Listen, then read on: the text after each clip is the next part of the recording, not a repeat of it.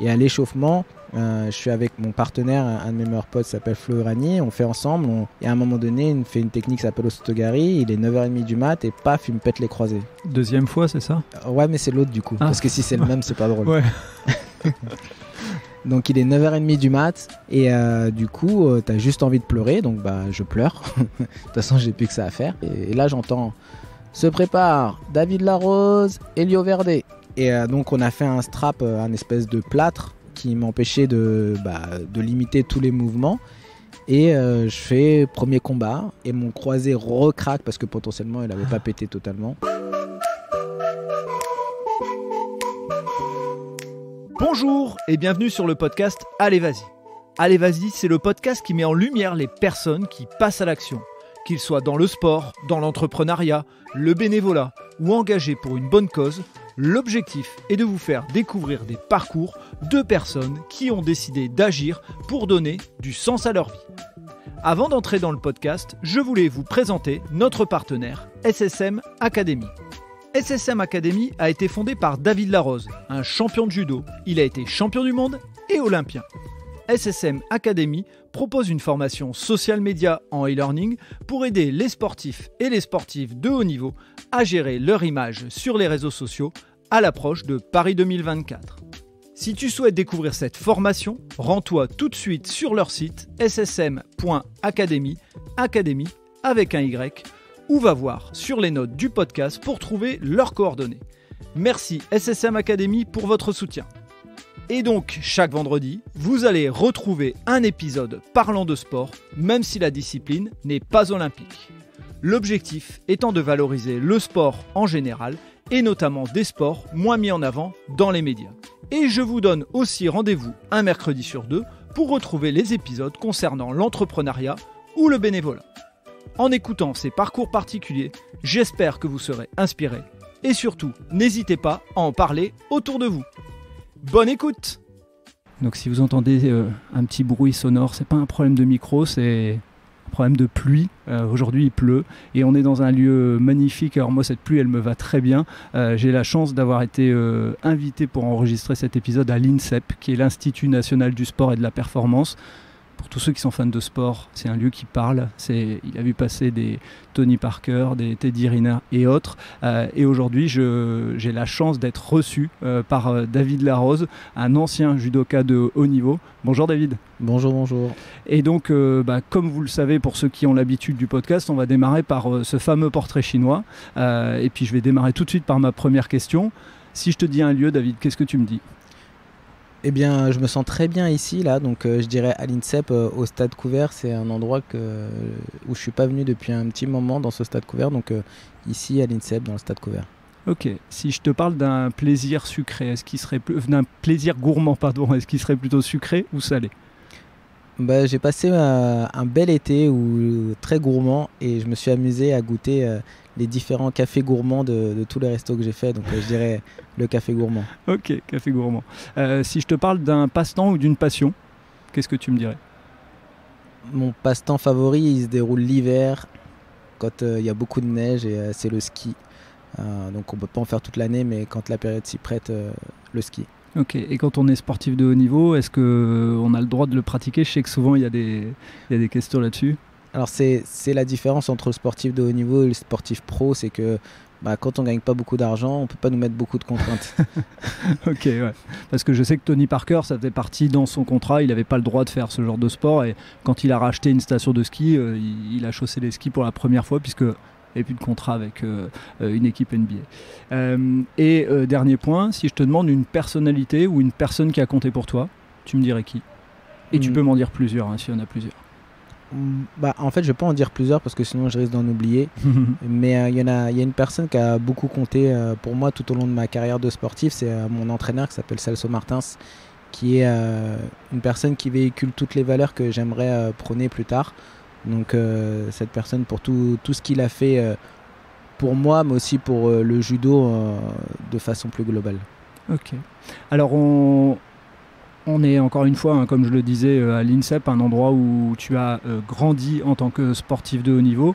L'idée, c'est de nous raconter ton parcours, puisqu'aujourd'hui ta carrière est terminée, mais tu continues à avoir un lien avec le sport et c'est ça qui m'a énormément intéressé. C'est aujourd'hui comment une fois qu'on a fini sa carrière de sportif de haut niveau et comme tu le disais dans laquelle on ne gagne pas suffisamment sa vie pour après derrière ne plus rien faire, comment on rebondit après derrière ça. Donc écoute, je te laisse la parole pour nous parler de ton parcours et nous expliquer un petit peu quel a été le cheminement jusqu'à ces titres que tu as obtenus. Alors j'ai un parcours qui est très atypique. De toute façon, j'ai rien de conventionnel aussi bien dans mon parcours que dans ma carrière. Ne serait-ce que j'ai quand même été dans des structures fédérales.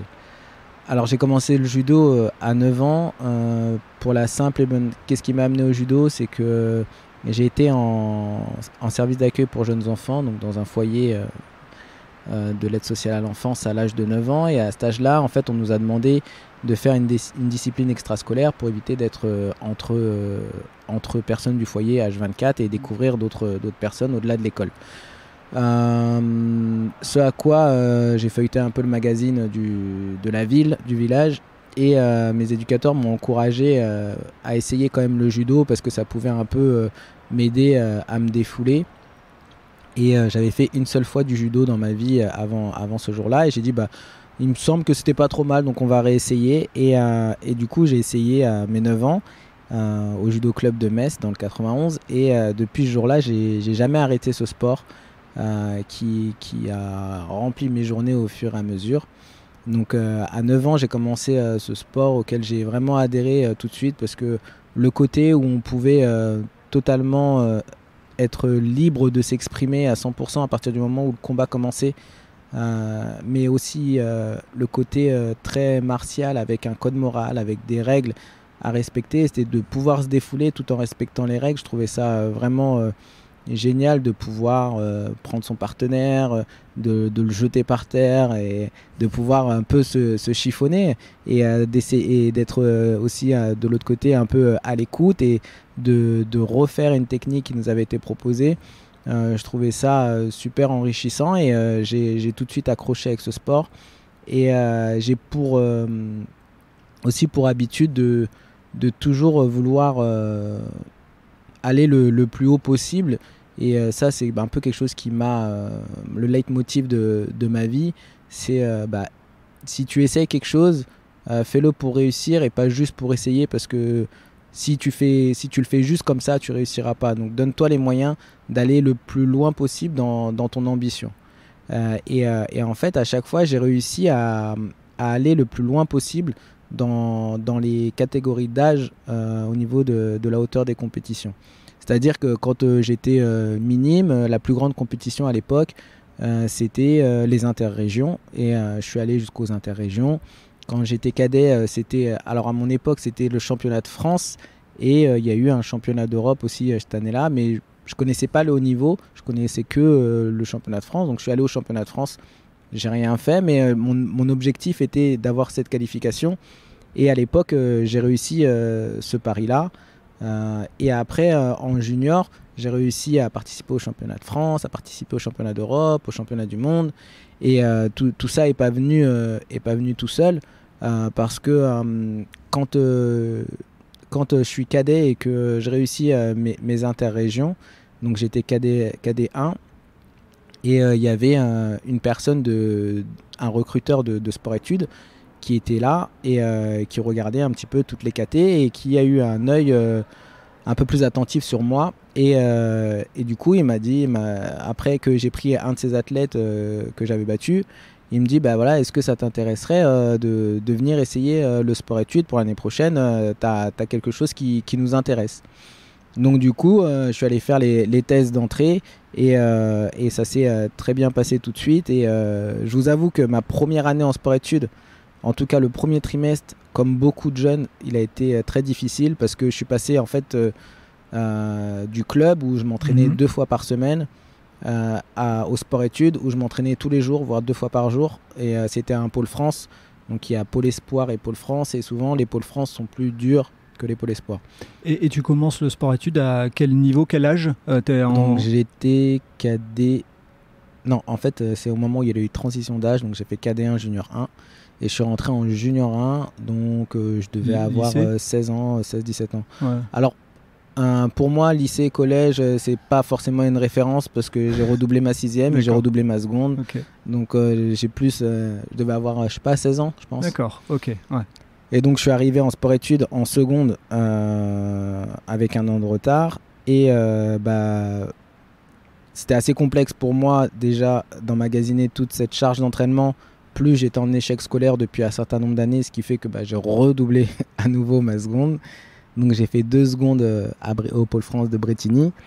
Et à la fin de ma 2e seconde, on m'a demandé si je voulais rentrer à l'INSEP. Donc j'ai découvert au fur et à mesure, parce que quand je suis arrivé en Pôle France, j'ai même découvert qu'il y avait les championnats de France UNSS que je ne connaissais pas avant.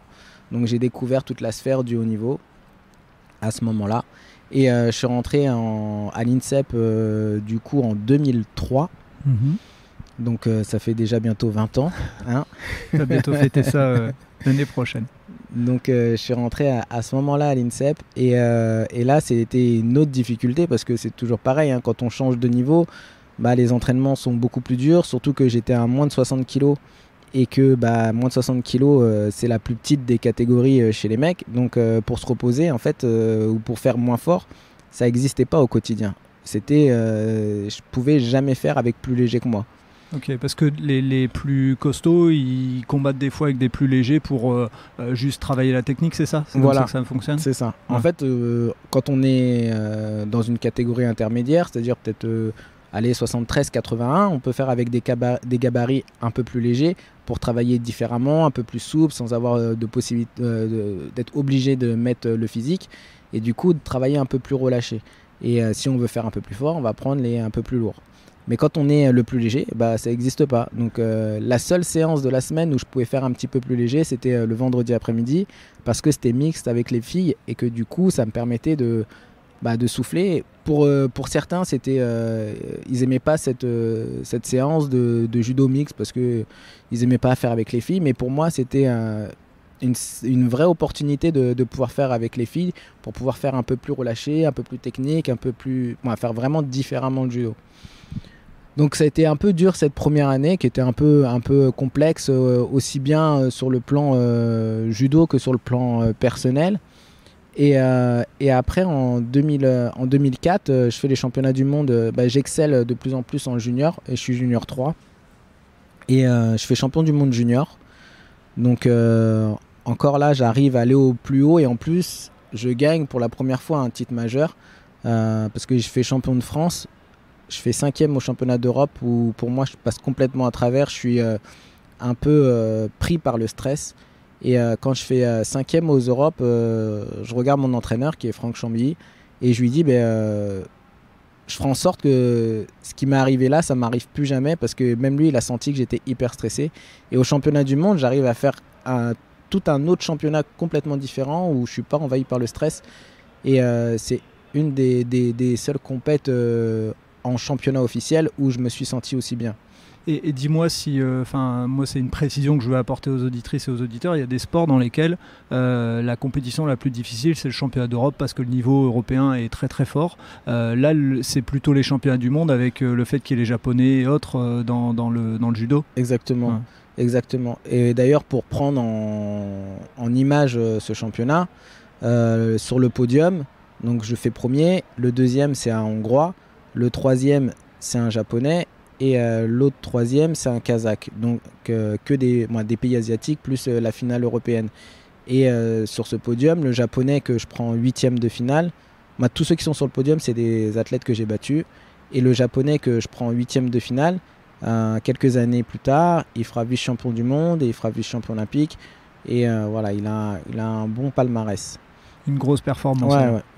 Donc c'était une grosse performance. D'ailleurs le combat est totalement fou parce que tout le monde me voit voler à droite à gauche et ma particularité de judoka c'était de retomber toujours sur le ventre ou en tout cas de ne pas prendre d'avantage, de faire des pirouettes et de toujours me retrouver en position positive et là le combat je vole énormément et l'avantage c'est qu'il était venu à l'INSEP pendant l'été et que je le prenais tous les jours au moins 2 fois par jour.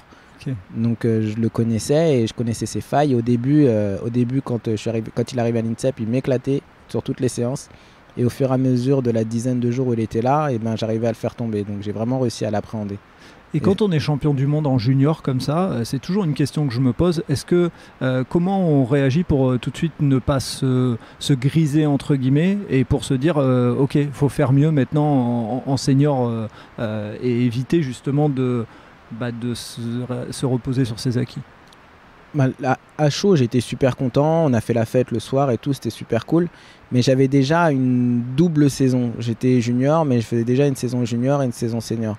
Et en fait, quand je fais champion du monde, on est au mois de septembre sur la saison senior. Donc ça redémarre très vite. Et en plus, on met une grosse douche froide parce que je réussis pas mon championnat de France à première division, sachant que j'étais vice-champion de France l'année d'avant. Et on ne me sélectionne pas tout de suite au tournoi de Paris. On me met en concurrence directe avec l'ancien numéro 1 français sur un grand chelem qui est à Moscou. Et là, en fait, c'est la première année où un champion du monde junior n'est pas sélectionné directement pour le tournoi de Paris. Et en fait, je l'ai un peu en travers de la gorge et je me dis, en fait, ça va être long. Ça va être long parce que même si là, quand je suis le meilleur de ma génération, on ne me met pas sur le tournoi de Paris, il va falloir que je prouve tout le temps. Et c'est un peu ce qui s'est passé durant toute ma carrière parce que j'étais atypique, parce que je suis très nonchalant.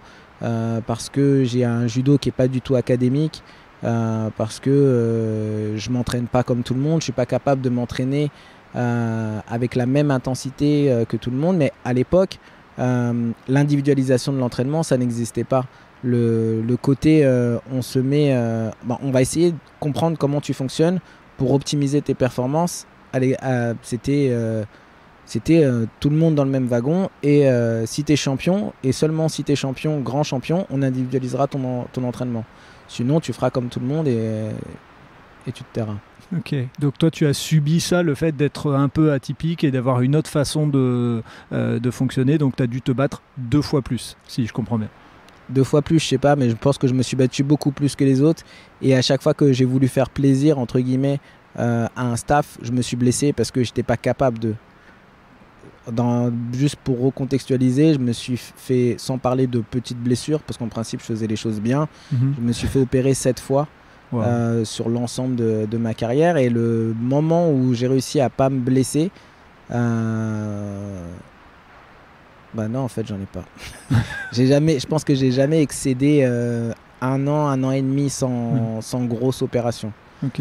Et comment on ressort justement, on reviendra après au fil de ta carrière, comment on ressort quand on sort d'une grosse opération? C'est quoi les éléments de motivation? Parce qu'on sait qu'il y a toute la partie rééducation, c'est loin d'être le truc fun et sympa. Dans quel état d'esprit on se met? Le leitmotiv, c'est en fait, le médical au judo, on a la particularité qu'il soit sur le bord du tapis. Donc en fait, tous les jours, quand on vient faire nos soins, on voit les gens qui sont sur le tapis, qui sont en train de progresser, qui sont en train d'avancer. Et je pense que ça, pour moi, ça a été un vrai leitmotiv de ne pas être du coup à part du tapis, de toujours avoir ce contact avec le tapis et de me dire, voilà, les gars, ils sont là, ils sont en train de s'entraîner et moi, il faut que je revienne. Et tous les jours, je les vois s'entraîner. Donc tous les jours, il faut que je m'entraîne 2 fois plus pour revenir. Et quand on faisait la reprise tapis, donc rééducation plus début du judo, c'était fatigant, c'était épuisant parce que pour prendre comme ça, je faisais peut-être 1h30 de rééducation et derrière je faisais 1h30 de tapis et l'après-midi je refaisais la même chose, alors que l'ensemble des judokas ils faisaient 1h30 ou 2 heures de séance et c'est tout, ils faisaient pas toute la rééducation que j'étais obligé de me farcir. Donc ça, c'était des périodes à chaque fois très dures psychologiquement, physiquement, mais je savais que j'étais obligé de passer par là parce que j'avais perdu du temps entre guillemets au niveau judo, sensation et tout.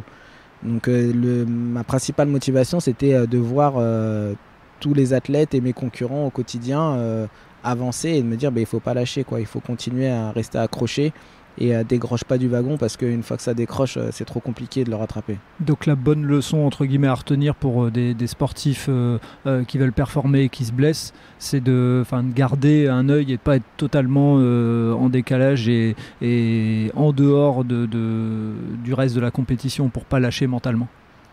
En tout cas, c'est ce qui a fait sens chez moi et il y a même 2 leçons.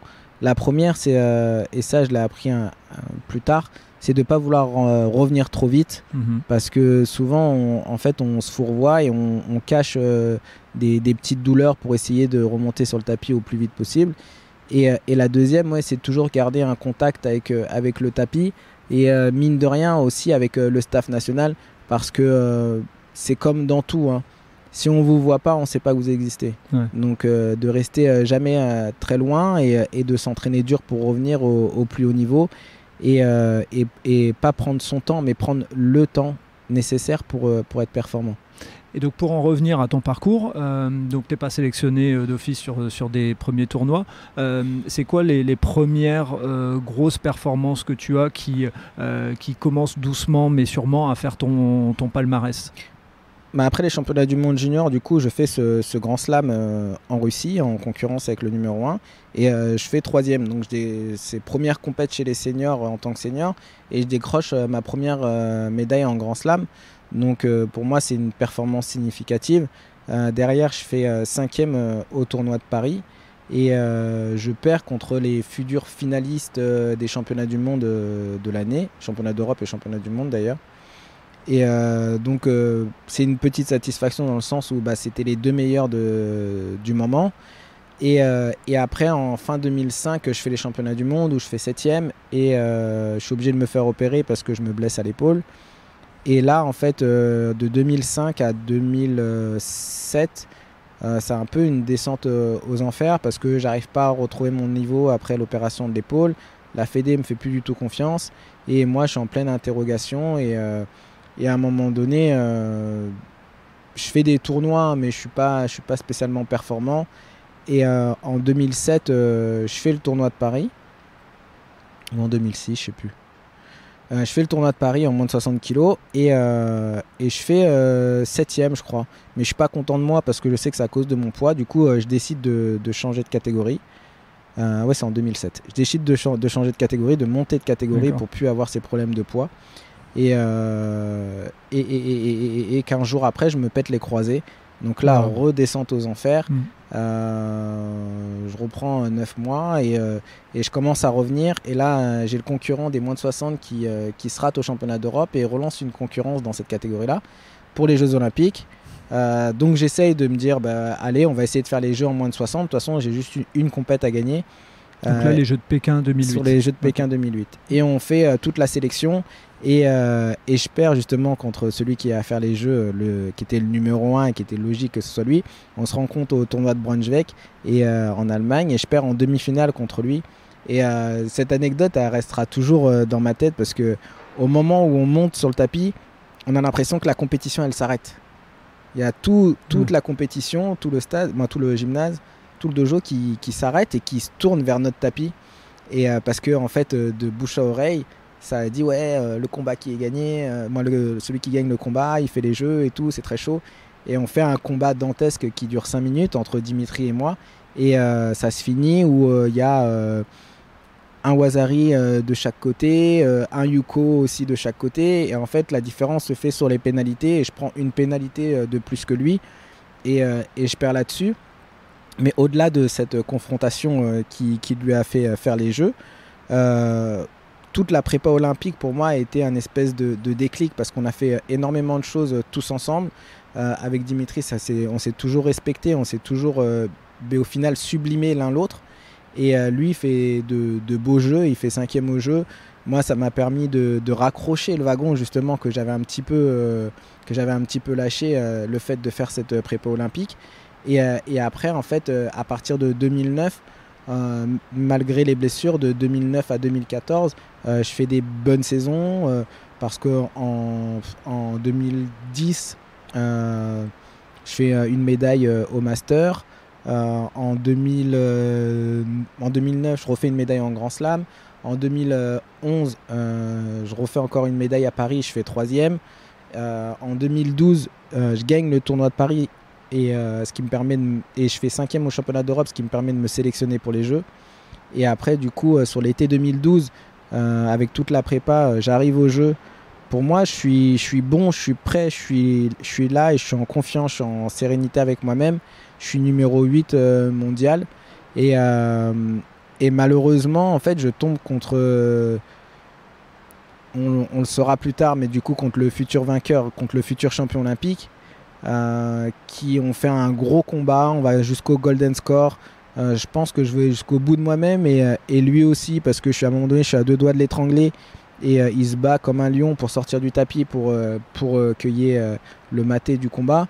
Et derrière, il me bat en 8e de finale. Et c'était l'une des compètes où, à partir des 8, il fallait être minimum en quart de finale pour pouvoir être repêché. Ouais. Donc il aurait fallu que je le rencontre un tour plus tard pour que je puisse me dire que j'ai une chance d'être sur le podium olympique. Donc ça, c'est un peu une frustration. Parce que là, tu vis l'ascenseur émotionnel. C'est-à-dire 2008, tu n'es pas sélectionné. Là, 2012, tu es sélectionné. Donc il y a une forme de bonheur et de se dire, ça y est, j'ai atteint ce que je voulais. Et puis ça s'arrête en 8e de finale alors que ça se joue à rien. Vraiment à pas grand-chose. Et j'ai vraiment la sensation de pouvoir être sur ce podium-là. Et lui est extraordinaire ce jour-là, ce Géorgien. Et parce que... déjà il fait champion olympique, 4 ans après il refait une médaille olympique dans la catégorie du dessus et 4 ans encore après il refait encore une autre médaille olympique, donc il a fait 3 Jeux olympiques, il a fait 1, 3, 2 en changeant de catégorie et il a un titre de champion du monde entre, donc c'est vraiment un monsieur du judo mondial aujourd'hui. Donc là il y a un peu de frustration là-dessus. Et si on fait une parenthèse juste sur ce point là, maintenant que tu as fini ta carrière, c'est resté. T'as mis combien de temps à tourner la page? Parce que de te dire je perds contre le champion olympique, des fois on se dit ça me. Enfin, je vais pas dire que ça me console, mais entre guillemets on peut se dire ça, mais en même temps tu perds à rien.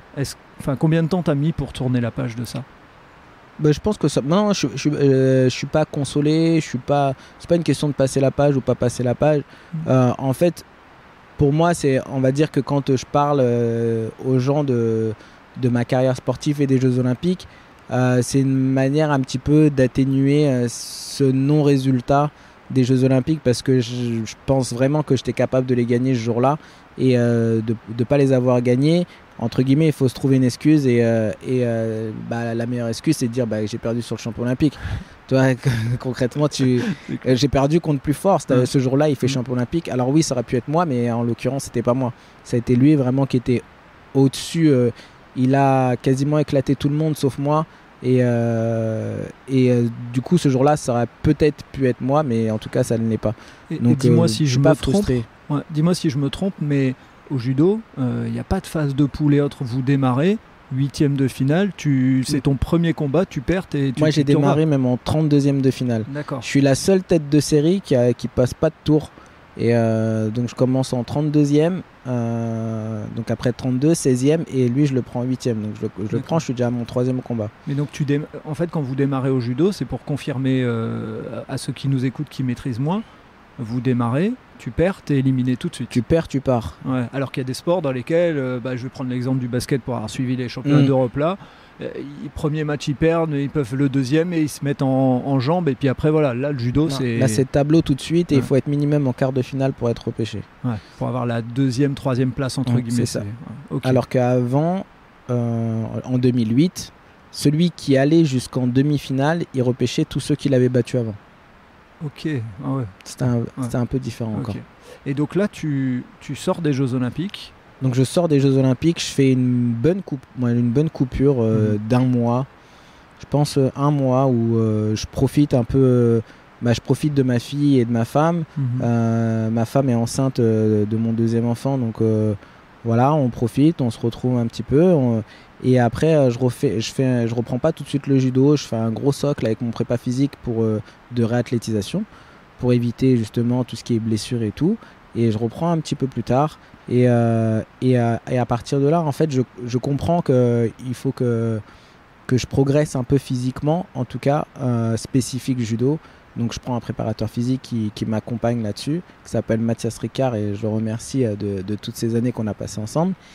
Et à partir de là, en fait, je bascule dans le côté un peu professionnel du judo, parce que je crée une cellule de perf autour de moi pour m'aider à aller le plus loin possible. Alors la cellule de perf, elle ne se compose pas de grand chose, hein. J'avais un de mes meilleurs potes qui est à moins de 90 kilos, mais en tout cas, lui et moi, on se challengeait pour aller à l'entraînement et progresser. Il y avait le préparateur physique et j'avais notre entraîneur qui s'appelle Celso Martins qui était beaucoup derrière nous et du coup, ça matchait bien. Après, tout ce qui était médical et soins, c'était à l'INSEP et c'était à disposition. Est-ce qu'on peut juste faire une petite parenthèse, j'allais la faire à la fin sur la fin de ta carrière, mais financièrement pendant tout ce temps-là, parce que autant quand on est en sport-études, voilà, on est en train de faire ses études, comment tu finances pendant un temps, tu es, je suppose, financé par l'État ou autre, enfin je sais pas, et justement c'est peut-être un point important, mais après derrière quand tu crées ce groupe pro, tu dois forcément payer ce préparateur physique. Comment ça fonctionne tout ça? Alors j'ai eu la chance que 15 jours avant mon titre de champion du monde, mon entraîneur, Celso Martins, m'a trouvé une convention d'insertion professionnelle, donc ce qu'on appelle une CIP. Et en fait, ça permet aux athlètes de s'entraîner en étant détachés par leur employeur. Et le contrat, c'est un jour. Moi, là, en tout cas, c'était un jour par semaine. Okay. Donc, j'allais travailler un jour par semaine et le reste du temps, j'étais détaché. Et en l'occurrence, là, c'était le conseil départemental de l'Essonne pour pouvoir faire du judo. Et donc, tu faisais quoi comme convention tripartie. Et alors, tout au début, je travaillais dans une bibliothèque départementale où je faisais rien de très intéressant. Et à un moment donné, j'ai demandé à changer de service pour, quitte à travailler un jour par semaine, autant apprendre quelque chose. Et on m'a demandé ce qui me plairait. J'ai dit, je suis assez à l'aise avec l'audiovisuel. Donc, s'il y a un poste à la com, ça me plairait bien. Et donc, du coup, à partir de là, j'ai atterri à la communication du conseil départemental. Et Frédéric Calvet, qui était mon N+1, m'a pris sous son aile pendant plus de 10 ans pour du coup m'apprendre tout ce qui était montage, prise d'image et tout ce qui va avec l'audiovisuel, qui m'a servi tout au long de ma carrière de sportif pour mettre un petit peu le judo en avant, mais à l'époque il n'y avait pas trop les réseaux sociaux. Et même de mettre un petit peu en avant aussi le club quand on faisait des compétitions par équipe, parce que de faire des petits montages vidéo, c'était plutôt cool. Et ça m'a permis tous les jours au quotidien d'avoir un salaire, de cotiser aussi, parce que ça a l'air anodin comme ça, bien mais sûr. De cotiser, même si on ne sait pas encore si on va avoir une retraite, mais sur le principe, c'est quand même bien de faire le truc. Grâce au conseil départemental, co-signé par la Fédération française de judo et par le club. Donc c'est une signature tripartie avec aussi le ministère et ça en fait ça permet aux sportifs amateurs de pouvoir avoir 1200, 1300, 1400 € par mois pour pouvoir s'entraîner. Donc ça c'était l'essentiel de mes revenus. Après la Fédération française de judo, à l'époque ils octroyaient des aides à la performance en fonction de nos résultats. Donc ça aussi ça pouvait varier d'un trimestre à l'autre. Et après, le club me donnait un complément des aides financières par rapport à tous mes déplacements pour pouvoir que ça me coûte le moins d'argent possible d'aller m'entraîner à l'INSEP parce que je faisais Saint-John-l'INSEP tous les jours. Oh. Et donc du coup, tout ça, après, tout au début, j'ai payé mon préparateur physique avec mon pote Ludo Gobert. Et au bout d'un mois ou deux, Celso Martins, notre entraîneur de club, il a monté un projet justement pour qu'on soit financé pour pouvoir payer ce préparateur physique. Ok. Et donc là, on démarre l'année 2013, une année qui va être marquante dans ta carrière. Explique-nous un peu ce qui se passe dans cette année 2013. Est-ce qu'il y a dans ta tête, il y a une préparation physique parce que tu te dis j'aurais pu aller très loin aux Jeux Olympiques et j'ai pas fait, donc je vais aller plus loin. Est-ce que c'est ça la motivation ou au contraire non, c'est un déclic pour toi où tu te dis je vais y aller, je vais performer, je me sens bien? En fait je me suis dit qu'est-ce qui a pas été pourquoi j'ai pas réussi à battre ce Géorgien, qu'est-ce que j'ai pas poussé à l'extrême. Et j'aime pas la musculation, j'aime pas spécialement la prépa physique. Pour moi le judo c'est sur le tapis, et si je veux progresser sur un des points, c'est sur le tapis en faisant plus sur le tapis. Sauf que y a des moments où il faut pouvoir s'en arranger un peu différemment et composer de l'ultra spécifique, par exemple sur un type de chaîne musculaire sans forcément travailler la globalité. Et c'est là où j'ai compris qu'en fait un préparateur physique pouvait m'apporter ce petit manque. Et comme j'avais déjà travaillé ponctuellement avec lui, On a rediscuté ensemble. Je lui ai dit ce que j'aimais pas et surtout ce que je voulais pas faire. Et il y avait une des contraintes qui était importante pour moi, c'était qu'une séance de prépa qui dure plus d'1 heure, j'en veux pas. Parce que mon attention, au bout de passer 1 heure, déjà que c'était compliqué pour moi de faire de la prépa physique, en plus c'était long. Et de toute façon, à chaque fois qu'il a fait une prépa qui durait plus d'1 heure, même sans que je le veuille, je décrochais. Et je lui disais, ça fait plus d'1 heure, t'es relou. Il me dit, ah c'est bon, ça fait 1h10. Tu vois, t'as vu, tu m'as perdu. Je sais que ça fait plus d'1 heure. Mon corps, il n'est pas capable de faire une prépa de plus d'1 heure. Donc on a composé avec tout ça. J'aime pas le développé couché. Je trouve que dans mon judo, ça sert à rien. Donc j'en ai quasiment jamais fait. J'aime pas les barres de muscles dans la globalité. Donc dès qu'il y en avait une, c'était ultra spécifique par rapport à un mouvement de judo qui était le mien. Donc on a vraiment fait de l'hyper-personnalisation, individualisation. Ce que tu n'avais pas eu avant. Ce que j'avais pas eu avant. Et ça, c'était super profitable pour moi. Et en fait, ça, je l'ai ressenti quasiment immédiatement dans mon judo, où j'ai été plus à l'aise, où j'ai besoin de... Je tire beaucoup dans mon judo. Donc j'ai besoin d'emmener à moi. Et en fait, tout ce qu'on a fait de spécifique a assez vite porté ses fruits, parce qu'en fait, il me manquait... grosso modo pas grand chose pour que je puisse m'exprimer à plein potentiel. Et en 2012, j'avais gagné le tournoi de Paris un peu ric-rac, avec des pénalités, une finale à la décision. Et quand je me présente au tournoi de Paris 2013, en fait j'éclate tout le monde et je mets un hippon différent par combat, même s'il y a un combat où j'ai eu vraiment très très chaud, mais j'arrive à mettre hippon à tous mes concurrents et que sur des mouvements différents. Donc ça veut dire que je me plaisais beaucoup mieux, en tout cas physiquement, et que en tout cas j'avais moins le stress aussi de la qualif au jeu de l'année d'avant et que j'étais plus libéré. Et à ce moment-là, quand je gagne pour la deuxième fois le tournoi de Paris, ce que je comprends qu'un peu plus tard, c'est que grâce à cette deuxième performance, je deviens numéro 1 mondial.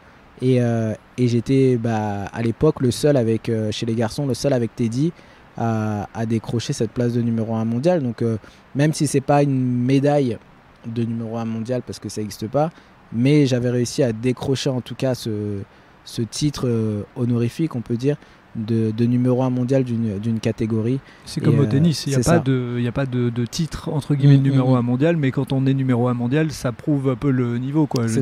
Ça éprouve une certaine constance. Ouais.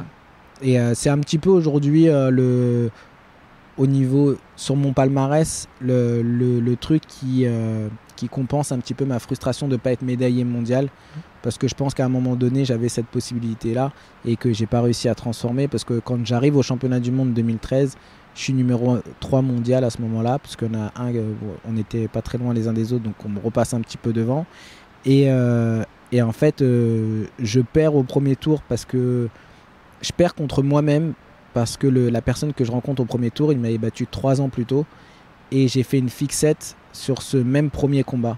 Et en fait, j'ai eu l'impression que j'étais moi il y a 3 ans, alors que en 3 ans, j'avais tellement évolué que je perds ce combat un peu comme ça. Et j'étais un petit peu dégoûté, parce qu'en plus, quelques mois avant, j'avais fait 3e au championnat d'Europe à Budapest. Donc j'étais vraiment dans une bonne dynamique. Donc ça, c'est ma vraie frustration de mon parcours de sportif de haut niveau. Et quand tu es en 2013, fin 2013, tu as été numéro 1 mondial, qu'est-ce que tu as dans la tête? Est-ce que tu commences à sentir la fin? Parce que l'échéance suivante vraiment marquante, c'est Rio 2016. Est-ce que tu te sens aller jusque là-bas? Est-ce que tu commences à sentir tout doucement le déclin et tu te dis bon, va falloir que je me prépare? Où t'en es à la fin de cette année 2013? Fin 2013, je suis super bien. Fin 2013, vraiment dans ma tête, je suis bien. Je rate mon championnat du monde et je broie du noir pendant 1 mois. Mais je suis vraiment content de ce que j'ai réalisé, excepté ce championnat du monde, et j'ai envie d'aller jusqu'à 2016. En plus, au mois de février, j'ai j'ai mon 2e enfant qui arrive, et du coup, je suis vraiment dans une bonne disposition. Donc l'année se passe, 2014 arrive, je fais une entame de saison 2014 un peu compliquée, parce que je me fais une plaie à la main juste avant les championnats de France, et je peux pas faire les championnats de France. Après, je fais le tournoi de Paris, et au 2e tour, je me casse la gouttière au niveau du doigt, la gouttière qui sert à tenir le tendon dans sa gaine au niveau du majeur. Donc je fais 7e au tournoi de Paris, mais voilà quoi, c'est des choses qui arrivent avec un doigt cassé. Donc je fais toute ma rééducation, je fais un tournoi de préparation pour les championnats d'Europe que je gagne en Turquie, et un mois après je vais aux championnats d'Europe, et là en fait je suis prêt, je suis bien, je suis toujours dans une bonne dynamique, et à l'échauffement je suis avec mon partenaire, un de mes meilleurs potes s'appelle Flo Urani, on fait ensemble, on monte d'intensité, et à un moment donné il fait une technique qui s'appelle Osotogari, il est 9h30 du mat et paf il me pète les croisés. Wow. Et là, deuxième fois, c'est ça? Ouais, mais c'est l'autre du coup. Parce que si c'est le même, c'est pas drôle. Ouais. Donc il est 9h30 du mat, et tu sais que tu vas pas tarder à démarrer, et là t'entends pa. Et là tu sais que c'est ton croisé parce que tu l'as fait de l'autre côté, donc tu sais ce que c'est. Et du coup t'as juste envie de pleurer, donc je pleure. De toute façon j'ai plus que ça à faire. Je pleure, et puis je vais voir mon médecin, il m'ausculte, il me dit bah ouais c'est les croisés. Et là j'entends: se prépare David Larose, Elio Verde. Donc je suis sur la table du médical, et mon médecin il me dit bah oui tu t'es pété les croisés, et là tu fais quoi avec ça maintenant? Donc je lui demande si ça peut être pire. Je lui dis est-ce que je peux combattre, je lui dis si on me fait un plâtre au genou, est-ce que je peux combattre, ou est-ce que ça peut être pire? Il me dit bah ton externe il est pété, ton croisé il est pété, tu pourras pas faire pire. Heureusement que ce jour-là il m'a dit ça, parce qu'en fait j'aurais pu péter aussi l'antérieur et j'aurais pu péter aussi le latéral interne, mais ça il me l'a pas dit. Donc heureusement qu'il me l'a pas dit. Et donc on a fait un strap, un espèce de plâtre qui m'empêchait de limiter tous les mouvements. Et je fais premier combat. Dans le premier combat c'est très dur, en plus c'est un droitier, et en fait droitier, donc ça me mettait en appui sur ma jambe, et mon croisé recraque parce que potentiellement il n'avait pas pété totalement. Et je gagne ce premier très compliqué, et en fait toute la journée se passe comme ça, où chaque combat on renforce mon strap, je glace, le médecin il me donne des anti-inflammatoires, et toute la journée assez horrible. Et en fait je gagne ma demi-finale, donc je gagne combat par combat, et je gagne ma demi-finale, et en fait là j'ai un espèce de sentiment de libération, parce que je suis en finale alors que je me pète les croisés à 9h du mat. Et en fait c'est juste ouf de se dire j'ai réussi à faire ma journée des championnats d'Europe avec les croisés pétés. Il n'y a aucun de tes adversaires qui le savait? Si, parce que je me suis pété dans la salle d'échauffement devant tout le monde. Et en plus comme j'ai pleuré, je peux te dire qu'ils savaient tous que c'était compliqué. Et d'ailleurs j'ai un de mes adversaires en quart de finale qui s'amuse délibérément à pas faire du judo, mais juste à me mettre des balayages dans ma jambe. Et pour l'anecdote, en fait j'en profite pour lui donner ma jambe, et en fait je lui fais ce qu'on appelle un piège à con. Je lui tends ma jambe pour qu'il vienne balayer dedans, et juste au moment où il vient pour balayer, je décale pour balayer avec mon autre jambe, et je lui mets une boîte là-dessus, parce que lui pourtant c'est un très bon judoka, mais il était juste obnubilé par se dire de toute façon il avait croisé pété, je vais le mettre à 4 pattes, je vais pas faire de judo. Ouais, il n'a pas fait son vrai judo, et il a essayé de... Donc je l'ai eu là-dessus, et en finale je prends un Français que j'avais battu un mois plus tôt, et en fait lui joue beaucoup mieux le jeu, parce qu'au début il veut essayer de faire du judo en disant on va pas aller sur le croisé, et en fait comme il voit qu'il trouve pas de solution, très vite il se renferme sur une technique qu'il fait bien, et c'est la même technique sur laquelle je me suis blessé, Osotogari. Et en fait il fait que ça, plus pour me déstabiliser, parce qu'en fait dès qu'il arrivait sur la jambe je m'effondrais, plutôt que pour me faire tomber. Moi c'est mon analyse, toujours pareil. Et en fait je perds là-dessus d'une pénalité. Donc je fais vice-champion d'Europe en 2014 à un Shido avec un croisé pété, et je pense vraiment que j'avais ce dernier combat mais le fait d'avoir eu ce relâchement après la demi-finale, et de ne pas être concentré dans mon projet au final, parce que le soulagement, parce que j'ai les croisés pétés, parce que je me dis ouais, j'ai quand même limité la casse, et ça a fait que je pense que j'ai perdu cette finale, parce que j'ai jamais perdu contre lui à part ce jour-là. Donc c'est un peu frustrant, mais au final ce qu'on retient c'est que j'ai réussi à aller au bout de moi-même sur cette journée, et que je finis avec une médaille d'argent sur le championnat d'Europe. Donc ça c'est un peu ma satisfaction personnelle de sportif de haut niveau, en disant que voilà, je suis allé au-delà de moi-même. Et du coup ce qui est rigolo c'est que quand j'entraîne aujourd'hui, et que quand il y en a qui pas qui font les chochottes, mais qui disent j'ai mal ci, j'ai mal là, et ben très vite ils repensent à ce championnat d'Europe quand on est en compète et qui me dit je me suis fait mal là, et il me dit ouais mais toi de toute façon on peut rien te dire parce que tu as fait les Europes avec les croisés. Donc ça me permet d'avoir un petit ascendant aussi sur les athlètes pour que eux aussi ils aient envie de se dépasser sur des moments qui sont compliqués. Bien sûr. Tu sais si c'est déjà arrivé à d'autres? Il y a je sais qu'il y a un Russe qui s'est pété le biceps en plein combat et qui a continué. Et qui a fait 3e aux Jeux Olympiques avec un biceps désinséré. Oh. Et je crois qu'il y en a un autre qui s'est fait un ischio, je crois. Sur un championnat aussi. Et qui a réussi. Alors, par contre, des athlètes qui se sont pétés à l'échauffement le matin à 9h et qui ont fait toute la compète, je ne suis pas sûr d'en connaître. Parce que souvent, en fait, ceux qui n'ont pas l'anecdote entière, ils pensent que je me suis pété les croisés pendant un combat. Vers la fin de la journée. Alors que non. non, c'était beaucoup plus tôt que ça. Et donc, tu finis la compétition. Il doit y avoir plein d'émotions en même temps. Tu as le fait d'avoir quand même une médaille, le fait de dire je suis passé à 2 doigts de la médaille d'or, et puis de dire je sors là, je vais me faire opérer, quoi.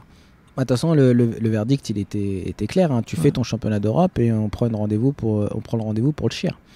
Et t'es parti pour 9 mois, voire plus. Et en fait, la bascule de ma carrière s'est fait à ce moment-là. Tu vois, c'est pas fait en 2013. Je me doute. C'est fait après le championnat d'Europe.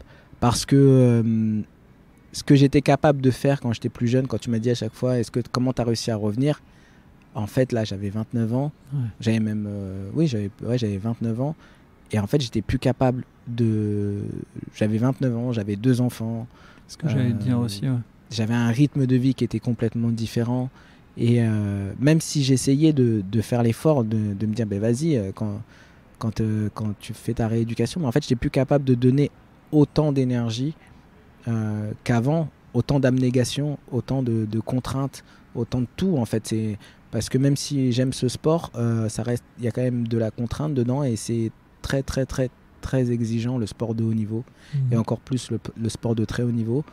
Et là, en fait, à un moment donné, j'ai un petit peu décroché. J'ai essayé de revenir dans le game en faisant différemment. Et en fait, à un moment donné, j'ai voulu absolument reprendre la compète beaucoup trop tôt et c'était pas le moment. J'ai repris les stages beaucoup trop tôt, c'était pas le moment. Et dans ma tête, ça a vite été Bagdad. Et en fait, quand j'ai cramé 1, 2, 3 cartouches, il y a même une compétition où je me suis dit, qu'est-ce que je fais là ? Et en fait, quand j'ai cramé une de mes cartouches, la Fédé, elle a dit, non, en fait, il n'arrivera pas à revenir. Et eux, ils m'ont encore plus mis de côté. Et déjà que j'avais commencé à décrocher, mais le fait qu'ils fassent ça m'a complètement séché. Et du coup, derrière, c'était vraiment la fin. Il a fallu que je commence à me reconstruire, justement. Et c'est là où on va passer sur l'après-carrière. Ouais. Et justement, au moment où tu te fais opérer et que tu sors de l'opération, il y a déjà cette idée-là dans ta tête de se dire l'après-carrière, faut que j'y pense. A priori, c'est quelque chose que tu as déjà en tête dès le début de ta carrière, c'est-à-dire que tu as cette intelligence d'y avoir pensé en disant je vais essayer de faire un truc qui m'intéresse, comme tu l'as dit par rapport à ton contrat. Mais est-ce qu'il y avait cette logique-là au sortir de l'opération déjà en disant là peut-être que j'ai une chance sur 2 que ce soit l'après-carrière que je suis en train de préparer? Alors, je me suis jamais dit au moment de l'opération il va falloir se recycler. Ça n'a jamais traversé mon esprit. Okay. C'était toujours l'objectif. Et l'objectif, c'était de faire une médaille olympique, voire champion olympique. Okay. Donc ça, même si à un moment donné, en fait, je suis quelqu'un quand même je pense, assez lucide et des fois peut-être un peu trop exigeant, en me disant, tu veux faire ça, mais qu'est-ce que tu mets en face ? Et le moment avant de faire cet exercice, c'est vrai qu'il s'est passé du temps. Parce que j'avais toujours l'impression que je pouvais revenir. Et à un moment donné, quand je voyais cette chose-là vraiment s'éloigner, je me suis posé, j'ai pris une feuille, j'ai fait un trait au milieu et j'ai fait les plus, les moins. Et en fait, quand j'étais plus capable de mettre autant d'exigences que ce qu'il fallait pour réussir, parce que je savais ce qu'il fallait faire pour réussir, je me suis dit, est-ce que tu es capable de refaire une médaille européenne à minima ? Et si tu le fais, est-ce que ça va te satisfaire ? Déjà, juste en répondant à cette question-là, j'étais pas sûr que de faire une autre médaille européenne, c'était capable de me satisfaire. Et après, quand j'ai mis toutes les exigences juste pour une médaille européenne, et je savais que pour une médaille mondiale olympique, c'était encore plus, et ben j'ai dit, bah arrête, tu te fourvoies, parce que tout ce que tu étais capable de faire pour revenir au devant de la scène quand on ne voulait pas de toi, et dire, ben voilà, ok, vous voulez pas de moi, vous allez voir que vous n'allez pas avoir d'autre choix que de vouloir de moi. Et ça, je l'ai fait à de nombreuses reprises, et là, j'étais plus capable de le faire. Ce qui est bien là, dans ce que tu dis, et je pense que c'est vraiment quelque chose à retenir dans la vie de sportif, dans la vie de tous les jours. Moi, je fais du coaching, de l'accompagnement de manager ou autre. Des fois, on me pose la question, c'est quoi le meilleur outil et autre ? Ce que tu viens de dire, c'est l'un des meilleurs outils les plus simples. Tu peux même faire ça dans un bar, sur une serviette ou tout machin en papier. Les plus-moins, c'est le top. C'est-à-dire que, est-ce que dans les plus, il y a suffisamment de motivation pour compenser les moins? Si c'est pas le cas, et là, tu as fait cet exercice que tu as fait là, c'est des fois, ça prend un temps phénoménal, ça prend un accompagnement et tu l'as fait tout seul. Donc déjà chapeau et merci pour la leçon parce qu'elle est vraiment pratico-pratique. Donc, je suis de quelqu'un de assez terre à terre et j'ai, en tout cas de façon générale, alors je dis pas tout le temps parce que des fois peut-être que je me mens, mais je pense que je le fais quasiment jamais. J'ai cette faculté par rapport à un objectif à ne pas me mentir. Est-ce que je suis capable ou pas? Et si je suis capable, qu'est-ce que je vais mettre dedans pour aller au bout? Donc après, au niveau de ma reconversion, je me suis tout le temps posé la question, qu'est-ce que je vais faire après ma carrière? Mais depuis le début jusqu'à même aujourd'hui. Donc c'est voilà, qu'est-ce que tu veux faire après? Et je savais que j'étais en échec scolaire depuis longtemps, donc je savais déjà qu'il fallait que je réussisse dans le judo si je voulais avoir une vie à peu près cool. Donc ça a été fait. Et après, tout au début de l'INSEP, j'ai essayé de faire un BP, et ce qu'aujourd'hui s'appelle un DES-GEPS. Et en fait, dès qu'on arrivait vers... C'est un diplôme d'entraîneur, c'est ça hein? Ouais, c'est un brevet professionnel d'éducation physique, la jeunesse et des sports. Et dès qu'on arrivait vers le mois de décembre, je partais tout le temps 3 semaines en Asie, et quand je revenais, j'arrêtais les cours parce que j'avais perdu le fil. Le fameux wagon, il était parti et il voulait jamais revenir. Donc une fois que j'ai eu 30 ans et que je savais que j'allais pas faire les jeux et tout, je me suis réinscrit au BP du coup, et j'ai passé mon BP GEPS. J'allais travailler au conseil départemental et à côté je prenais des vacances pour aller en cours pour passer mon BPGEPS. J'ai fait la même chose pour le DES-GEPS qui est un diplôme supérieur équivalent Bac+3. Pareil, je prenais des congés pour aller en cours ou des trucs comme ça, j'avais aussi une enveloppe de congés de formation, parce que l'avantage que j'avais, c'est que comme j'avais pas le bac, j'avais beaucoup de congés de formation pour avoir un niveau bac, et que du coup j'ai pu passer mon BPGEPS et mon DES-GEPS grâce à ces subventions, au final, à ces crédits supplémentaires à la formation. Et pour un mec qui n'avait pas le bac, j'ai réussi à avoir mon DES et du coup à passer sur un Bac+3. Et à l'INSEP, en discutant avec Véronique Le Sueur, qui est la responsable de formation, l'année d'après, on a discuté ensemble et elle m'a demandé si ça m'intéresserait de m'inscrire au master de l'INSEP, parce que ça correspondait tout à fait à mon cursus et à ma mentalité par rapport à mon expérience, que ça serait bien de mettre mon expérience au service du sport. Donc j'ai fait le master de l'INSEP, le master EPS SEPHN, qui est SEPHN, c'est Sport Expertise de la Performance de Haut Niveau. Donc j'ai travaillé, je vous avoue que ça a été assez dur de rentrer, pas de rentrer dans ce master, mais en tout cas de suivre le master à la hauteur de son exigence, parce que j'avais pas forcément les prédispositions à la base, et j'ai beaucoup travaillé, j'ai beaucoup été soutenu.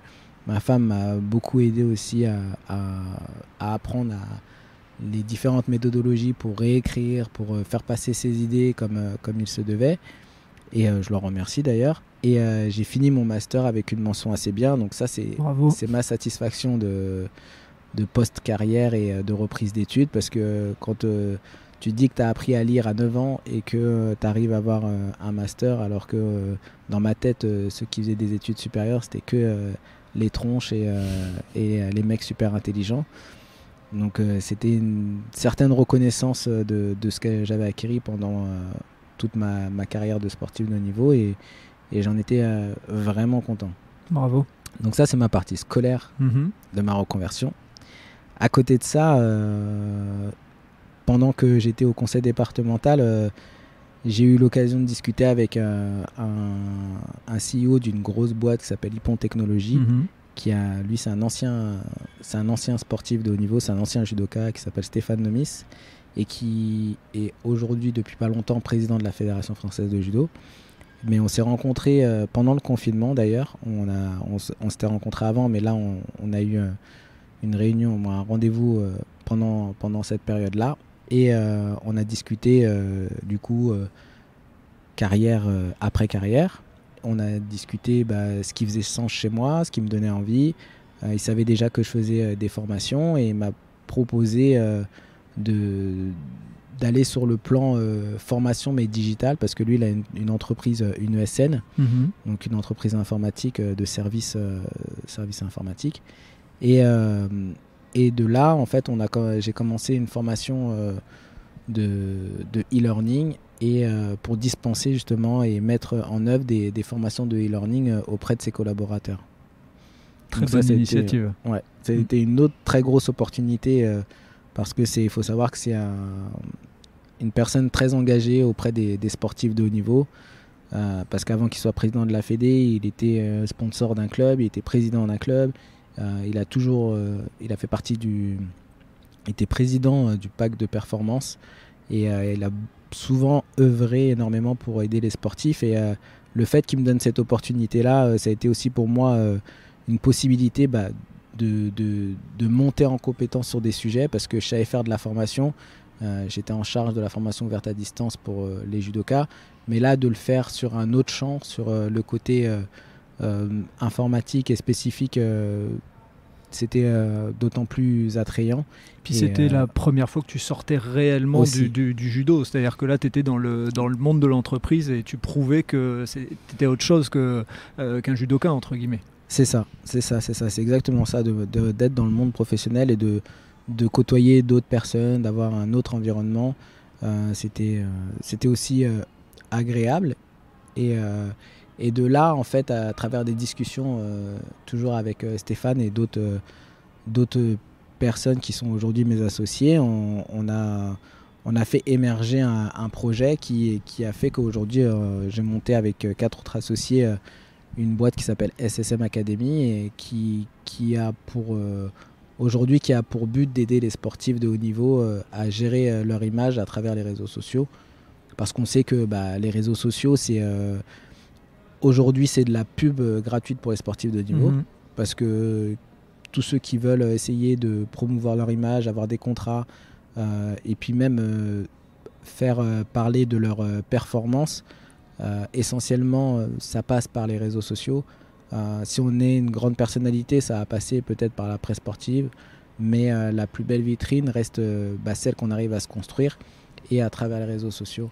Et du coup, à travers mes compétences de concepteur pédagogique en e-learning, j'ai monté une formation justement dédiée aux sportifs de haut niveau pour qu'ils puissent apprendre toutes les ficelles des réseaux sociaux, et notamment sur Instagram, parce que le sport est très visuel et c'est quand même beaucoup plus simple de se mettre en avant via des images et des vidéos que de le faire à l'écrit tout simplement. Et aujourd'hui, c'est aussi le moyen préféré de communication de l'essentiel des sportifs. Et toutes les plus grandes marques font aussi chercher alors aujourd'hui, en dehors du monde du judo, en dehors du monde du sport, on va dire leurs influenceurs. Mais moi, dans le judo, je préfère dire leurs ambassadeurs, parce qu'on est des ambassadeurs du sport et on n'est pas des influenceurs pour influencer quoi que ce soit. Mais on va plutôt aider à promouvoir quelque chose qui fait sens chez nous et du coup se placer comme un ambassadeur d'une marque ou d'un produit qui fait qu'on est les champions, qui nous aident en tout cas dans notre démarche de champion. Et dans Allez Vas-y, on parle souvent d'entrepreneuriat aussi, de sport, de bénévolat. Et dans l'entrepreneuriat, on a souvent un échange avec les entrepreneurs quand ils entreprennent à plusieurs. Là, vous êtes 5 associés, c'est ça ? Comment est venue l'idée de s'associer à 5 et comment vous avez réparti entre guillemets les rôles ? Parce que c'est souvent une difficulté au moment de créer, quand on est plusieurs, de réussir à pas se marcher sur les pieds? En fait, ça s'est fait assez naturellement parce qu'on a tous les 5, on a notre champ de compétences attitré, qui était moi qui étais expert en ingénierie pédagogique pour créer une plateforme de e-learning. On a Ogbas Noussi qui lui est community manager, donc a cette capacité à avoir une expertise sur les réseaux sociaux. Il y a Mathéus Diniz qui lui est en relation presse avec les footballeurs, donc qui connaît tous les rouages des réseaux sociaux parce que c'est aussi un Facebook partenaire. Donc il nous aide dans la promotion et pour promouvoir les athlètes aux différents... et il connaît aussi tout l'algorithme des réseaux sociaux et quand il change, il nous en informe également. Il y a Anne-Laure Bonnet qui est du coup la personne qui gère toutes les relations presse, qui a le meilleur aura pour parler devant les gens et qui a aussi la possibilité, en fonction des demandes, d'aider nos sportifs de SSM Academy à progresser oralement pour parler au niveau du média training. Oui, parce qu'elle était journaliste à Beansport et autres. C'est une grande journaliste et elle nous a aussi pas mal aidé de temps en temps à mieux reformuler certaines phrases de notre parcours de formation. Et on a Margot Degno-Rosato qui, elle, est l'expert administratif qui m'aide au quotidien à gérer de temps en temps les différentes paperasses où je ne connais pas tout. Je comprends, c'est aussi les difficultés du monde de l'entreprise, c'est que, mon Dieu, qu'est-ce qu'il y a comme paperasse. C'est ça. Et quand vous lancez l'idée, l'objectif c'est de toucher tout type de sportif. Vous voulez principalement aller vers de l'individualisation, entre guillemets, d'aller vers le sportif et puis il suit votre formation, ou il y avait aussi une idée d'aller vous rapprocher des fédérations, parce qu'on sait que des fois, le sportif est plutôt en lien avec sa fédération. Comment ça s'est organisé dans l'idée ? Alors, il y a toutes ces idées-là qui sont un petit peu mélangées par simple principe qu'aujourd'hui, le but de cette formation, c'est que les sportifs ils puissent se former sur les réseaux sociaux à travers notre formation en format e-learning. Ça veut dire qu'ils vont sur une plateforme, ils suivent des cours qui soient écrits, visuels, ou des fois vidéo. Il y a un peu un mélange de tous les différents. On a un blended learning qui permet vraiment un maximum de rétention et la capacité pour eux de le faire quand ils le peuvent, parce que la plateforme est H24 à disposition pour eux avec leur code. Et cette formation, pour qu'elle puisse être bien réalisée, il faut que ça soit une volonté de l'athlète, parce que c'est comme dans tout. En tout cas, je sais que c'est vrai pour moi et pour en avoir discuté avec d'autres athlètes quand on a créé la formation. Si on nous demande de faire quelque chose, par principe, on ne va pas vouloir le faire. Que si moi, en tant qu'athlète, j'ai envie de me former sur telle formation, pour moi, ce sera plus facile d'y aller et de faire l'effort d'aller me former. Donc le but, c'est que le sportif il soit indépendant une fois qu'il ait réussi cette formation. Donc il faut qu'il bosse un petit peu sur les différents supports. Et pour ça, nous, en fait, on leur demande s'ils souhaitent être formés dans un premier temps. Donc ça, c'est un travail qu'on met en place depuis 1 mois et demi avec une nouvelle collaboratrice qui s'appelle Marine Gilly, qui est notre aide au niveau de la formation. Qu'on peut saluer, parce que sans elle, on ne serait peut-être pas là pour... Voilà. C'est ça, exactement. Encore merci Marine pour ton aide au quotidien. Qui est juste à côté de nous, mais il ne faut pas le dire. Et du coup, elle a pour objectif d'aller recenser les besoins en formation des différents athlètes. Et une fois qu'elle a recensé leurs besoins, s'ils ont besoin ou pas de cette formation pour avancer, de l'autre côté, on vient aussi solliciter les fédérations, parce que comme les sportifs ne sont pas des personnes avec forcément beaucoup de moyens, et qu'aujourd'hui les fédérations ont la possibilité de solliciter l'ANS, donc l'Agence nationale du sport, pour avoir des aides à la formation. Donc par ce biais-là, les athlètes aujourd'hui peuvent être financés partiellement ou totalement par ces aides personnalisées qui sont tous les sportifs qui sont sur les listes ministérielles de sportifs de niveau ont la possibilité d'avoir accès à cette aide à la formation, peu importe leur salaire annuel. Ok. Et quand j'ai cru voir, et tu me dis si je me trompe, hein, mais quand ils suivent votre formation, en plus ils rentrent dans une sorte de communauté, c'est-à-dire qu'ils peuvent échanger entre eux, si je me trompe pas. Alors, le côté communauté, on a créé une page Facebook où justement ils peuvent échanger entre eux. Et du coup, à partir de là, c'est plus simple pour eux de pouvoir mettre en avant les plus et les moins bien de la formation, s'ils rencontrent des problèmes, de pouvoir aussi créer un POC. Un POC, c'est un groupe de gens qui permettent de se promouvoir les uns les autres pour avoir plus d'impact sur les réseaux. Et donc l'idée aujourd'hui, cette formation, elle est, pour que les gens comprennent, moi je sais un petit peu quel est le contenu, mais est-ce que tu peux nous donner quelques exemples de contenu pour que les gens sachent un petit peu en quoi cette formation, elle aide les sportifs et les sportifs de haut niveau à mieux communiquer sur Instagram notamment, mais en même temps, je pense que les recettes d'Instagram, elles marchent aussi sur Facebook, et ce qu'on crée sur Insta, on peut aussi le mettre sur d'autres plateformes. Donc, Alors dans un premier temps, les Instagram et Facebook fonctionnent à peu près de la même façon. Et à partir du moment où on arrive à bien gérer Instagram, c'est facile de gérer Facebook. Ce qui n'est pas forcément pareil dans l'autre sens. C'est pour ça qu'on a pris le réseau Instagram, pour qu'une personne qui est quand même sollicitée sur Facebook elle puisse se débrouiller assez facilement.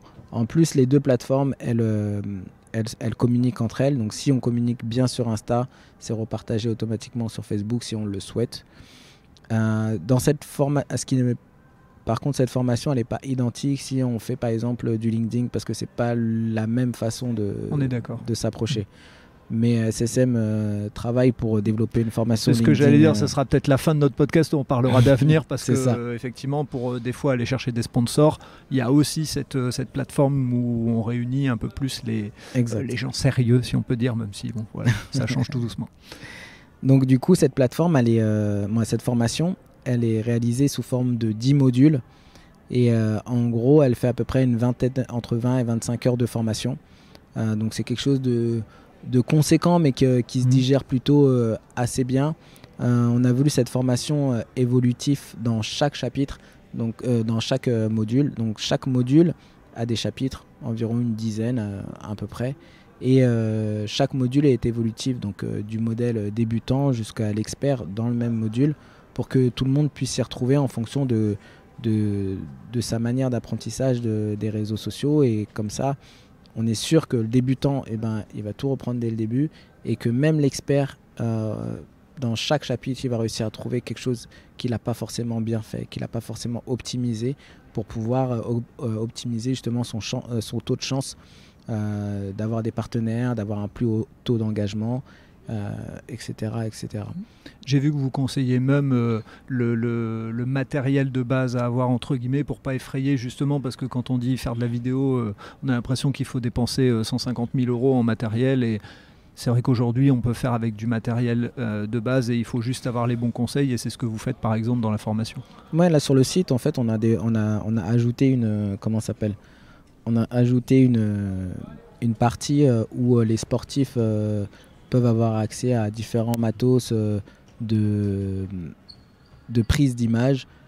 Et même aujourd'hui, le sportif qui veut faire très soft, s'il a un des derniers smartphones en main, il peut assez facilement, juste avec un petit stabilisateur, créer de belles images et vraiment bien se vendre sur les réseaux sociaux sans trop de matériel. C'est souvent les gens de l'extérieur qui ont besoin de voir du gros matériel, mais aujourd'hui vous avez des gens qui font des super vidéos de pros avec juste des iPhones. Enfin, faut qu'on le reconnaisse aussi, mais sauf que si on est professionnel de la vidéo et qu'on arrive juste avec un iPhone, le client il va regarder avec un œil bizarre. Mais là où tu as raison. Alors pour la petite parenthèse, là on est vraiment au cœur de l'INSEP, c'est-à-dire qu'il y a un entraînement qui est en train de se faire. Donc, si vous entendez des gens crier, c'est pas nous, c'est les gens autour, mais c'est la vraie vie du sport, donc moi ça me va très bien. Donc oui, on peut faire de la vidéo avec des vidéos qualitatives avec du matériel, on va dire de base, un iPhone. Après, ce qu'il faut, c'est savoir faire des prises de vue. Ça, c'est sûr que si on filme le haut du front de la personne, ça va pas aller, et ainsi de suite. C'est ça. Et d'ailleurs, dans la formation, on a tout un chapitre qui est dédié à la captation d'images, vidéo et photos, qui est réalisé par un très grand photographe et vidéaste qui a photographié et les dieux du stade et qui a fait des pubs pour Armani, Dior. Voilà, donc il nous a fait l'honneur de nous donner 1 heure de formation sur les différents tips à avoir pour créer de beaux clichés pour les réseaux sociaux et je l'en remercie encore. Il s'appelle François Rousseau. Il faut le citer. Quand il y a des gens qui font des choses bien, il faut les citer. C'est quoi l'avenir aujourd'hui de SSM Academy? Vous en êtes où? Et puis donc justement après on rebondira sur l'avenir. Vous avez déjà, je ne sais pas si tu veux donner les chiffres, mais accompagné, je suppose, quelques sportifs et sportives. Et je suppose aussi que vous avez commencé à avoir des contacts avec les fédérations. Voilà, est-ce que tu peux nous donner un petit état des lieux? Puis ensuite, on parlera de l'avenir, justement. Oui, carrément. Alors là, aujourd'hui, on bosse, on a bossé et on bosse environ avec une 50aine de sportifs. On est en contact et en partenariat avec aujourd'hui bien 3-4 fédérations. Et on espère d'ici quelques mois doubler ce nombre de partenariats, parce que c'est l'objectif de Marine. Elle nous regarde avec un sourire. Ça va, elle le prend bien l'objectif. Elle travaille beaucoup et elle travaille bien et c'est des objectifs réalisables et c'était important qu'elle arrive d'abord chez SSM Academy pour donner un nouveau souffle à notre boîte, parce que moi je suis pas commercial dans l'âme et j'y arrive pas, donc il fallait quelqu'un qui soit capable de faire ça, et dans notre bande d'associés on n'avait pas cette qualité là, donc on est vraiment content qu'elle soit arrivée et elle fait très bien son travail à ce niveau là et je l'en remercie et j'espère qu'elle va continuer dans la même dynamique, parce que c'est pourvoyeur de solutions pour qu'on puisse s'agrandir à l'avenir. Ok. Et donc, l'objectif, c'est de se développer avec déjà ce que vous avez comme formation Instagram. Est-ce qu'il y a d'autres objectifs à l'avenir? Je l'ai entendu sur LinkedIn, parce qu'effectivement, là où tu as raison, les codes de LinkedIn ne sont pas identiques à ceux d'Instagram. Ça ne fonctionne pas pareil. Il ne faut pas mettre autant de hashtags, etc. Enfin, il y a plein de petits trucs sur LinkedIn. Et est-ce qu'il y a d'autres idées après derrière? Alors, ce que tu peux dire, hein, c'est ce que tu n'as pas le droit de dire, je comprends, et il n'y a pas de problème. Il n'y a pas forcément de tabou. Aujourd'hui, on a pour ambition vraiment d'aider les sportifs, parce que ça serait, je vais te le dire assez en toute transparence, ça serait facile pour nous aujourd'hui de faire une formation pour être influenceur. Et ça serait encore plus facile pour Marine d'aller la vendre, parce que c'est facile de faire une formation qui est là pour aider tout le monde. Et aujourd'hui, on a vraiment voulu se tourner vers le sportif de haut niveau, vers le sportif et le sportif de haut niveau, parce que ça nous parle. Marine est judoka de haut niveau, moi je suis judoka de haut niveau, et dans tous nos membres des associés, ils côtoient tout le sport de haut niveau. Donc ça nous parlait de pouvoir aider le monde du haut niveau à se promouvoir sur les réseaux sociaux, et d'arrêter de voir des influenceurs qui n'ont pas grand chose à raconter en profondeur, alors qu'on a des superbes histoires de champions qui peuvent aider réellement les jeunes d'aujourd'hui, et pas leur vendre juste du bling bling. Et c'était un des messages qu'on avait vraiment envie de faire passer en développant cette formation pour les sportifs. Et c'est pour ça que, alors oui, c'est un peu plus dur à vendre, mais au final, on sera d'autant plus fiers d'avoir réussi à apporter notre petite pierre à l'édifice aux sportifs. Donc ça, c'est le premier constat, et la première chose qu'on a eu envie de faire, c'était celle-ci. Donc bien évidemment, il faut penser aux sportifs au-delà de la formation LinkedIn, au-delà de la formation Instagram, et de voir d'autres formations. Comme bien sûr, on en a parlé tout à l'heure, la formation LinkedIn, parce que c'est là où il y a aussi beaucoup de grosses entreprises, c'est là où il y a beaucoup justement de B2C, et qu'on peut créer d'autres histoires et pouvoir être un peu plus attractif quand on est sportif, parce que sur Instagram, en fait, c'est les grosses marques, elles vont dénicher des athlètes sur Instagram, mais elles vont pas forcément y aller tous les jours, et elles vont pas forcément avoir tout ce marché-là. Alors que si le sportif, il a les bons codes sur LinkedIn, ça peut lui aussi l'aider à aller chercher d'autres personnes, parce que les PDG sont sur LinkedIn et ne sont pas forcément sur Instagram. c'est plutôt les community managers des boîtes qui sont sur Instagram. Et donc du coup, d'aller pouvoir titiller, mettre un petit message, parler un petit peu avec le monde de LinkedIn peut apporter d'autres partenariats. Nous, on le voit aujourd'hui quand on démarche des fédés ou quand on démarche des boîtes par rapport à notre formation. Et des fois sur LinkedIn, ça a plus d'impact pour aller solliciter telle ou telle personne de la fédération. Ouais, c'est clair. C'est clair. Donc ça, c'est une nouvelle formation. Et est-ce qu'il y a d'autres idées à venir ou pour l'instant déjà faire le focus sur Insta, les fédérations et une nouvelle formation à terme LinkedIn, c'est déjà des belles étapes pour les, je sais pas, 1 an, 2 ans à venir? Là, dans l'année à venir, on va se focuser sur LinkedIn parce que on a mis à peu près 8 mois à faire celle d'Instagram, sachant qu'il y aura des mises à jour à refaire parce qu'il faut rester toujours d'actualité et attractif.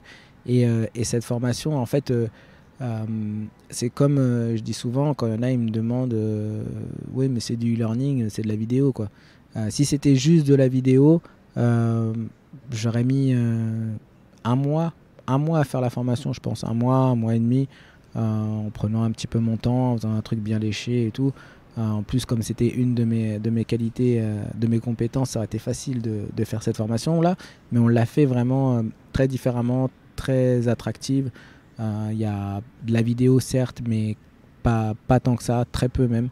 Et on a voulu justement qu'il y ait un contexte plus interactif avec l'apprenant. Et c'est pour ça que ça nous a pris beaucoup de temps pour que ça soit bien optimisé, pour qu'il y ait un maximum de rétention et que l'apprenant puisse bien se prêter au jeu et être tout le temps dans la formation et pas dispersé à juste à mettre une oreillette et écouter une vidéo. C'est bien que tu dises ça parce que ça fait partie d'une des facettes de mon métier. Et effectivement, derrière le e-learning, des fois, on pense que c'est facile, on met une vidéo, on met des textes, machin.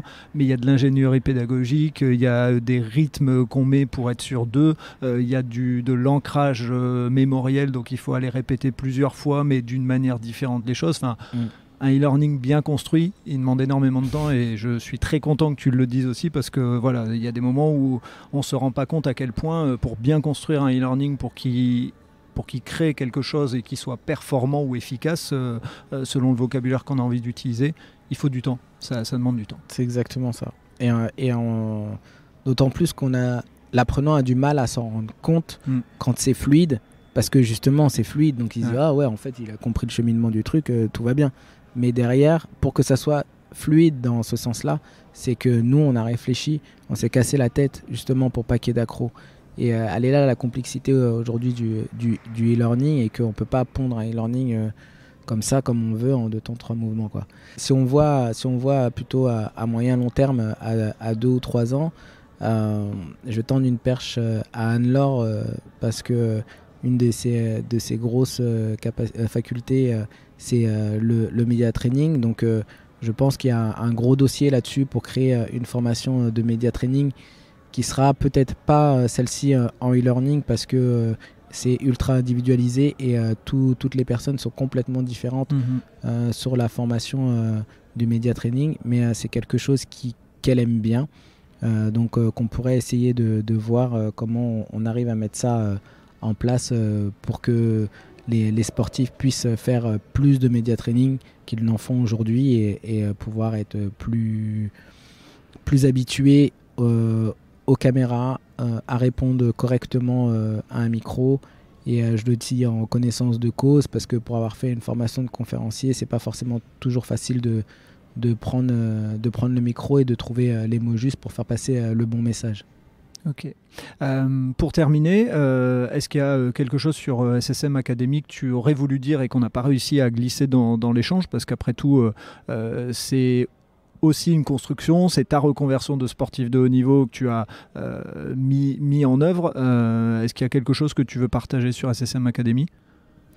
Ce que je voudrais passer comme message sur SSM Academy, au-delà que c'est mon bébé, que je suis vraiment content d'avoir réussi à mettre tout ça en place et que au fur et à mesure ça progresse, ça avance, on arrive, le côté commercialisation avance vraiment bien. C'est que si vous voulez avoir un peu plus d'informations, si vous n'avez pas tout compris sur ce qu'on a développer durant ce podcast, je vous invite soit à me contacter en direct sur mon Insta ou contacter Marine Gilly sur son Instagram aussi, ou même sur le site internet directement qui est ssm.academy avec un Y, et on se fera un plaisir de répondre à vos questions, peu importe à partir du moment où ça reste sur les réseaux sociaux. C'est pas parce que vous n'allez pas prendre l'information qu'on va pas répondre à vos questions. Il n'y a pas du tout d'échange d'argent dans cet échange de conseils, où je me ferai un plaisir de vous répondre, sauf si c'est pour avoir la formation entièrement gratuite. Ça sera un peu plus compliqué pour que je puisse rémunérer Marine après. Ouais, et de toute façon, on mettra tous les liens dans les notes du podcast. Les gens pourront, on mettra vos coordonnées, celles que vous avez envie. Juste moi, pour terminer, je dirais que ceux qui ont été intéressés par ton histoire, tu as écrit un livre. Je ne sais pas si tu veux en toucher 2 mots. Oui, j'ai écrit un livre avec le père de ma femme en 2018, donc juste à la fin de ma carrière. Ça a été pour moi un peu comme une thérapie, un moyen pour moi de mettre sur papier tout ce qui s'était passé pendant ma première vie d'enfant, qui, comme je l'ai rappelé un petit peu au début du podcast, n'a pas été évidente, mais du coup on va un peu plus en profondeur sur ce sujet, sur mon moi sportif, mon moi champion, et mon côté après le tout début de ma reconversion. Et ce livre, il s'appelle les 3 vies de David Larose, et s'appelle De la DAS aux Jeux Olympiques. Donc c'est un livre qu'on n'a pas mis forcément beaucoup de temps à l'écrire, parce que le père de ma femme, je le connais depuis 20 ans, et que du coup c'était plus simple pour moi d'échanger avec lui. Et il a une très belle plume, il a trouvé les mots justes, et il a juste le bon ton, en tout cas à mon sens. Et si ça vous intéresse, je vous invite à aller le commander sur Amazon. On mettra les liens pareil dans les notes du podcast. Et ce qui sera bien, c'est que si les gens le lisent, ils auront le lien avec aujourd'hui la suite du livre, entre guillemets, avec ce que tu fais avec SSM Academy. En tout cas, David, merci de ce temps d'échange. Merci de m'avoir invité à l'INSEP. C'est vraiment pour le petit enfant qui est en moi, un bonheur sans nom.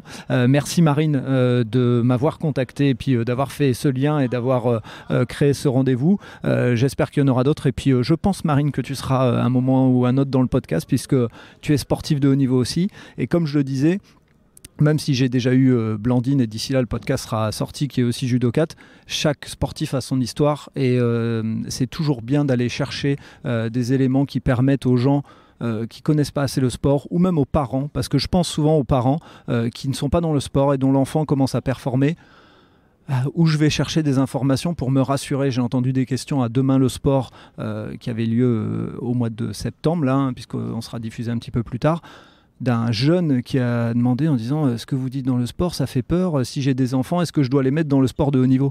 Mais mon Dieu, oui, c'est la vie, quoi. Je veux dire, on peut traverser la rue et mourir, donc oui, on peut en faisant du sport se blesser, mais on peut se blesser sans faire de sport aussi. Donc c'est le message aussi. Chaque sportif a sa pépite et a des choses à apporter. Donc merci Marine. Merci David, et puis je pense qu'on reparlera de SSM Academy à plusieurs reprises, c'est sûr et certain. J'espère. Merci. Au revoir. Au revoir. Merci d'avoir écouté cet épisode jusqu'au bout. J'espère que vous avez apprécié ce moment, et si vous voulez en savoir plus, rendez-vous sur les notes du podcast. Si vous avez aimé cet épisode, n'hésitez pas à en parler autour de vous pour donner encore plus de lumière aux actions des invités. Si vous avez envie de suivre Allez Vas-y, abonnez-vous et évaluez le podcast, notamment sur Spotify et Apple Podcast, sur votre plateforme d'écoute préférée. Si vous voulez faire avancer mon travail, laissez un commentaire sur Apple Podcast, ça aide à faire connaître le podcast. Pour ceux qui ne le savent pas encore, j'ai lancé un autre podcast sur le voyage qui s'intitule Loin de chez soi. Il est disponible sur Apple Podcast, Spotify, Deezer et sur les plateformes d'écoute. Je vous donne rendez-vous un mercredi sur 2 pour un podcast Allez Vas-y sur les entrepreneurs et entrepreneureux, les bénévoles et les engagés. Et tous les vendredis pour un épisode consacré aux sportifs et aux sportives. D'ici là, portez-vous bien.